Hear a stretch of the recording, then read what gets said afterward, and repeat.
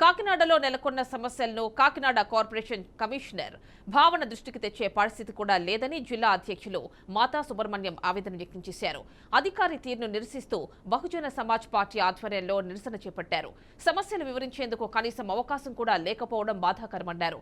ప్రజా సమస్యలను తెలుసుకుని పరిష్కరించే విధంగా కమిషనర్ పనిచేయాలని సూచించారు.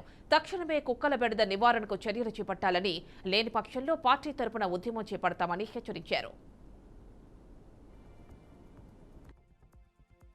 మున్సిపాలిటీ పరిధిలో ప్రతి వీధిలోని కూడా 10-20 కుక్కలు దారంట వెళ్తుంటే వెంబడించి కరుస్తూ ఉన్నాయి.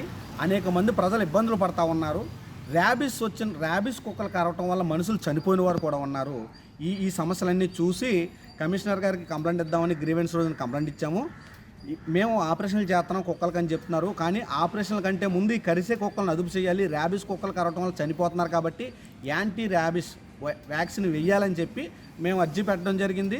ఇప్పటికి 3 రోజులైంది. ఏ విధమైన పరిష్కారం లేదు. దాన్ని పరిష్కరించే ఆలోచన కూడా లేదు. ఇది కమిషనర్ గారి దృష్టిలో పెడదామని కమిషనర్ గారు కలుద్దామని నిన్న వచ్చాము. కమిషనర్ గారు బిజీ షెడ్యూల్లో ఉన్నామన్నారు, మీటింగ్స్లో ఉన్నామన్నారు. ఈ రోజు కూడా వచ్చాము. ఈ రోజు కూడా కమిషనర్ గారు బిజీ షెడ్యూల్ అన్నారు. కానీ కమిషనర్ గారు లోపలే ఉన్నారు. కమిషనర్ గారిని కలవడానికి కూడా అవకాశం లేదంటున్నారు. సరే కమిషనర్ గారు బిజీ షెడ్యూల్లో ఉన్నారు కదా అని ఫోన్ చేసి మాట్లాడి విషయం చెప్దామంటే కనీసం ఫోన్ కూడా తీయడానికి అవకాశం లేకుండా సీసీ గారే ఫోన్ తీసి మేడం గారు కమిషనర్ గారు బిజీగా ఉన్నారని చెప్తున్నారు. అయితే